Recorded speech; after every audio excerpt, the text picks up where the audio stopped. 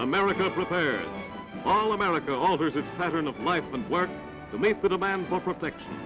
Industry is a double step to supply the sinews of safety, the armaments of war that an embattled world must have if democracy is to survive. Mechanical genius joins with the muscle of millions of men, working to win for the ways of freedom. Freedom to think, to speak, to rise, live, and plan with one's fellow man. America's vast resources are harnessed to the job of being the world arsenal for this and other democracies. Its present-day production of armaments is but a mere fraction of the great job that lies ahead. The flow of production in plant and shipyard gains speed. Vessels of all types, carriers, merchantmen, submarines, slip off the ways in growing numbers.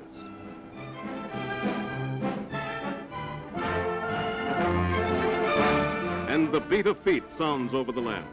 Feet intent on training, on growing fit for whatever destiny holds ahead. Heroes, every one. Heroes by the million. Men who abandon home and vocations that they may be ready to defend democracy if necessary. Sturdy of body, firm in spirit, seamen, marines, soldiers, and flyers. A huge civilian army joins in this great defense program. Rigid, rough work, this training. Actual combat is simulated, conditions met and mastered. No problem that may arise will find these men wanting. Men like these are not to be stopped. No individual, no evasive words or deeds, no group action or selfish interests will be allowed to impede their growing strength, effectiveness, and safety. For it is they who are sacrificing every advantage of civilian life. They who hold the torch of freedom closest. Every division of the Army, Navy, and Marine Corps is rapidly instructed in the modern methods of defense and offense. All America is behind these armaments, supplying an uninterrupted flow of materials for machines of mechanized might.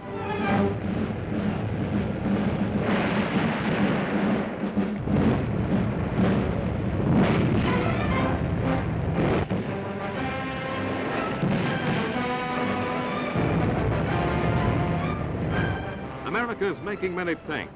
The Americans are rapidly learning their use. A rough branch of the service, making all the more necessary the intensive training of the day for total preparation against any threat to freedom.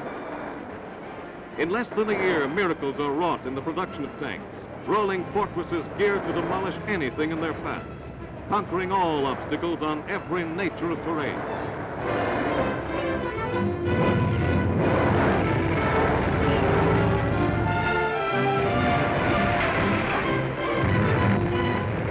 Americans must know their every phase for defense and self-protection.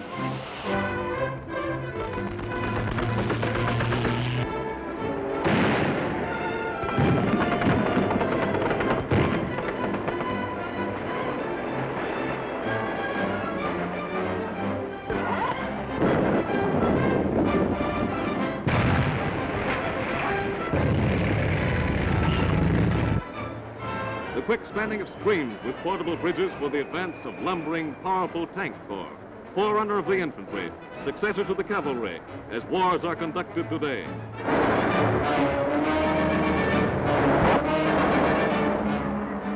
Scout cars are a new development.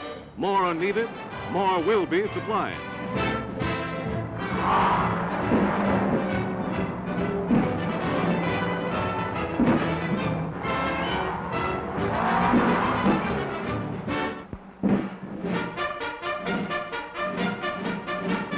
On guard at the Panama Canal, Uncle Sam's vital water lifeline, joining the two great oceans of the world. Protection of this most important artery rests with many divisions. Its Air Force, searching eyes that look down from the sky, from the Atlantic to the Pacific. Soldiers, sailors, and Marines are trained especially to guard this long, thin link, permitting quick disposition of naval units from one ocean to the other, allowing supply and merchant ships safe passage for their cargoes of war or peacetime.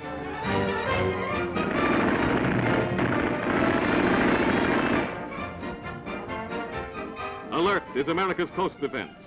Now it takes on new importance.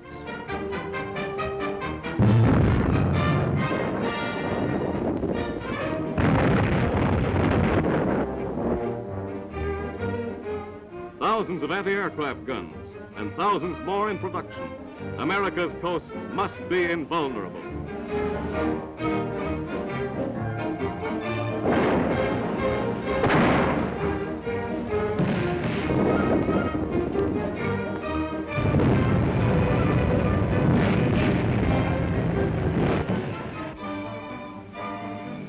America's Army takes to the air, while more and more bombers roll off the assembly lines at high-powered factories.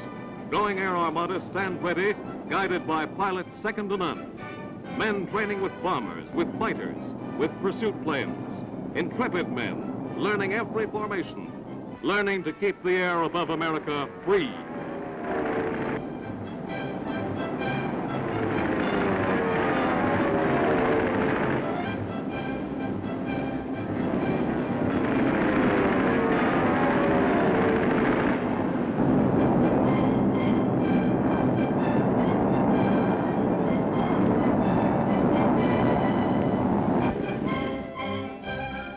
Long before any foreign nation utilized parachute jumping as a practical form of warfare, Uncle Sam's Air Force had perfected this means of offense and of defense. First, the equipment of guns and accessories are thrown safely to the earth. Then the men pile out. There's a whirlwind descent, then a tug as the parachute opens to glide the men to safety.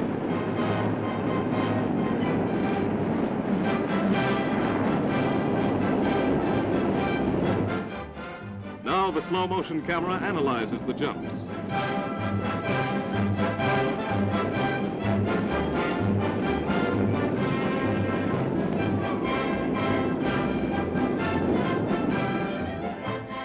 For perfect form, the parachutist is expected to land standing on his 2 feet.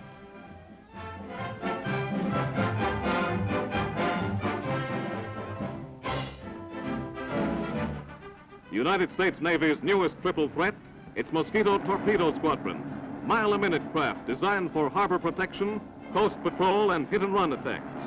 Each manned by a picked crew of 9, they carry 4 torpedoes and twin machine guns. Before the skyline of New York City, they paint a threatening picture to those who would dare attempt invasion of our shores and of our liberty.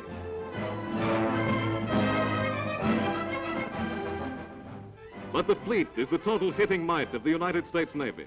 Gigantic floating fortresses designed to carry massive guns and deliver their unharnessed fire in defense of the nation's shores. America's call to arms directs a 2-ocean navy of heavy cruisers, destroyers, submarines, and planes.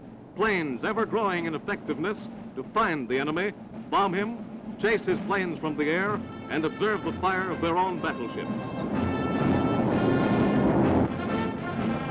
The Navy Sky Warship spreads its wings, a huge 30-ton super bomber, a 4-engined monster, fast and formidable. More destroyers are on the way to make the 2-ocean Navy a reality.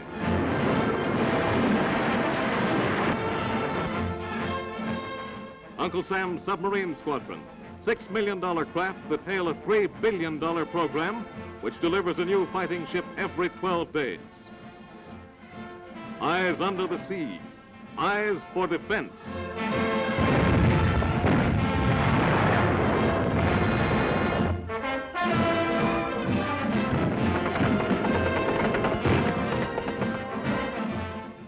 Through America's big guns, the nation roars, on guard. On guard to the end that Uncle Sam's manpower in industry, manpower in action, shall continue to answer America's call to arms.